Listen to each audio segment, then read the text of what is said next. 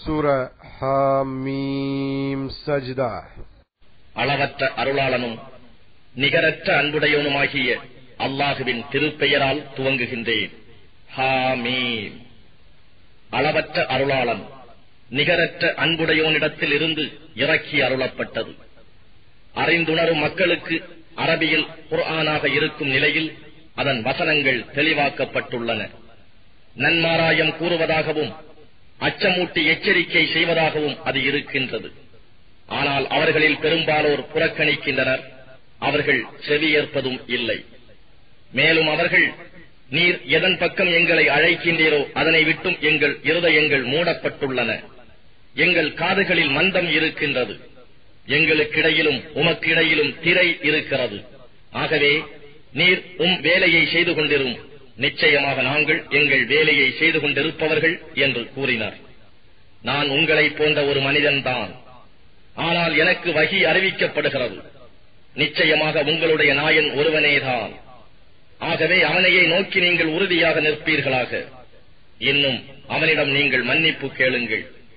அன்றியும் அவனுக்கு இணை வைப்போருக்கு கேடுதான் என்று நபியே நீர் கூறும்.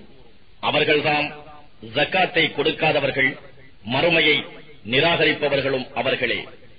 நிச்சயமாக எவர்கள் ஈமான் கொண்டு சாலிகான நல்ல அமல்கள் செய்கிறார்களோ அவர்களுக்கு நிச்சயமாக முடிவே இல்லாத நிலையான கூலி உண்டு. பூமியை 2 நாட்களில் படைத்தவனை நிராகரித்து அவனுக்கு இணைகளையும் நிச்சயமாக நீங்கள்தானா ஏற்படுத்துகிறீர்கள்? அவன் அகிலத்தாருக்கெல்லாம் ரப்பானவன் என்று நபியே கூறுவீராக.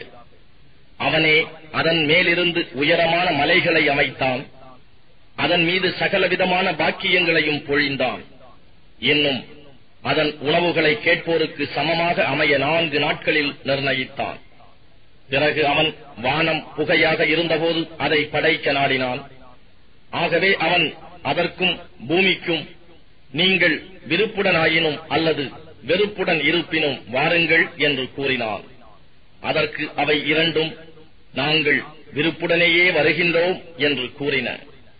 ஆகவே 2 நாட்களில் அவற்றை 7 வானங்களாக அவன் ஏற்படுத்தினான். ஒவ்வொரு வானத்திற்கும் அதற்கு உரிய கடமை இன்னதென அறிவித்தான். இன்னும் உலகத்துக்கு சமீபமான வானத்தை நாம் விளக்குகளை கொண்டு அலங்கரித்தோம். இன்னும் அதனை பாதுகாப்பாகவும் ஆக்கினோம்.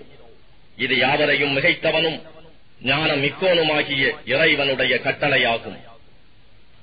ஆகவே அவர்கள் புறக்கணித்து விடுவார்களாயின் ஆது சமூது கூட்டத்தாருக்கு உண்டான இடிமுழக்கம் புயல் போன்ற வேதனையைப் போல இடிமுழக்கம் புயல் கொண்ட வேதனையை நான் உங்களுக்கு அச்சுறுத்துகின்றேன் என்று நபியே நீர் கூறுவீராக. அல்லாஹ்வை அன்றி வேறு எதனையும் நீங்கள் வணங்காதீர்கள் என்று அவர்களுக்கு முன்னாலும் பின்னாலும் அவர்களிடம் தூதர்கள் வந்தபோது, எங்கள் ரப்பு நாடியிருந்தால் அவன் மலக்குகளை தூதர்களாக இறக்கியிருப்பான். ஆகவேதான் நீங்கள் எதனை கொண்டு அனுப்பப்பட்டிருக்கிறீர்களோ அதனை நாங்கள் நிச்சயமாக நிராகரிக்கிறோம் என்று சொன்னார்கள்.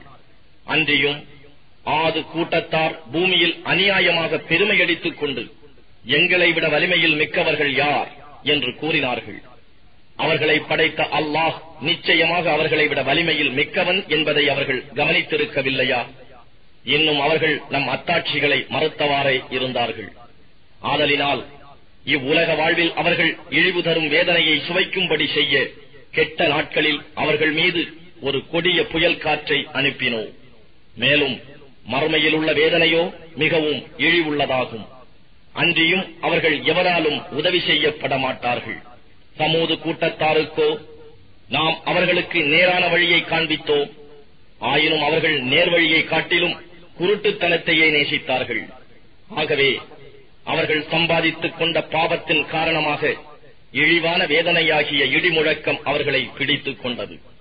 ஆனால் ஈமான் கொண்டு பயபக்தியுடன் இருந்தவர்களை நாம் ஈடேற்றினோம். மேலும் அல்லாஹுவின் பகைவர்கள் நரக தீயின்பால் ஒன்று திரட்டப்படும் நாளில் அவர்கள் தனித்தனியாக பிரிக்கப்படுவார்கள்.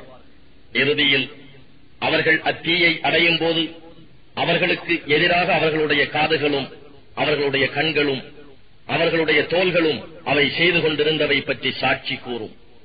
அவர்கள் தம் தோள்களை நோக்கி, எங்களுக்கு எதிராக நீங்கள் ஏன் சாட்சி கூறினீர்கள் என்று கேட்பார்கள்.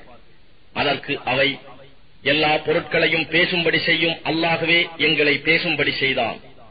அவன்தான் உங்களை முதல் தடவையும் படைத்தான். பின்னரும் நீங்கள் அவனிடமே கொண்டு வரப்பட்டிருக்கிறீர்கள் என்று கூறும். உங்கள் காதுகளும் உங்கள் கண்களும் உங்கள் தோள்களும் உங்களுக்கு எதிராக சாட்சி சொல்லாமல் இருக்கும் பொருட்டு உங்கள் பாவங்களை நீங்கள் மறைத்துக் கொள்ள முடியவில்லை. அன்றியும் நீங்கள் செய்து கொண்டிருந்தவற்றில் மிகுதமானதை நிச்சயமாக அல்லாஹ் அறியமாட்டான் என்று நீங்கள் எண்ணிக்கொண்டீர்கள். ஆகவே உங்கள் ரப்பை பற்றி நீங்கள் எண்ணிய உங்களுடைய தவறான இந்த எண்ணம்தான் உங்களை அழித்து விட்டது. ஆகவே நீங்கள் நஷ்டமடைந்தவர்கள் ஆகிவிட்டீர்கள் என்றும் அவை கூறும். ஆகவே அவர்கள் வேதனையை சகித்து பொறுமையாக இருந்த போதிலும் அவர்களுக்கு நரக நெருப்புத்தான் தங்குமிடம் ஆகும்.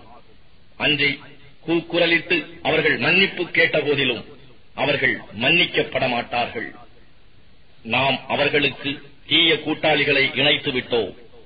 ஆகவே அத்தீய கூட்டாளிகள் அவர்களுக்கு முன்னால் இருப்பதையும் பின்னால் இருப்பதையும் அழகாக்கி காண்பித்தார்கள். அன்றியும் அவர்களுக்கு முன்னே சென்று போன ஜின்களும் மனிதர்களுமாகிய சமுதாயத்தார் மீது நம் வாக்கு உறுதியாகிவிட்டது. நிச்சயமாக அவர்கள் நஷ்டவாளிகளாயினர். நீங்கள் இந்த குர்ஆனை செவியேற்காதீர்கள். அது ஓதப்படும் போது அதில் குழப்பம் செய்து கூச்சலிடுங்கள். நீங்கள் அதனால் மிகைத்து விடுவீர்கள் என்றும் நிராகரிப்பவர்கள் தங்களை சார்ந்தோரிடம் கூறினர். ஆகவே நிராகரிப்போர்களை நாம் நிச்சயமாக கொடிய வேதனையை சுவைக்கச் செய்வோம். அன்றியும் நிச்சயமாக அவர்கள் செய்து கொண்டிருந்ததில் மிக தீயதை அவர்களுக்கு கூலியாக கொடுப்போம். அதுவேதான் அல்லாஹ்வுடைய பகைவர்களுக்கு உள்ள கூலியாகும், அதாவது நரகம். நம் வசனங்களை அவர்கள் நிராகரித்துக் கொண்டிருந்ததன் கூலியாக அவர்களுக்கு நிரந்தரமான வீடு அந்நரகத்தில்தான் உண்டு. அந்நாளில் நிராகரிப்பவர்கள், எங்கள் ரப்பே, ஜின்னிலிருந்தும் மனிதரிலிருந்தும் எங்களை வழிகெடுத்தோரை காப்பாயாக, அவ்விரு கூட்டத்தில் உள்ள வழிகெடுத்தவர்களையும் நாங்கள் எங்களுடைய கால்களுக்கு கீழாக்கி மிதிப்போம் என கூறுவார்கள். நிச்சயமாக எவர்கள் எங்கள் இறைவன் அல்லாஹ்தான் என்று கூறி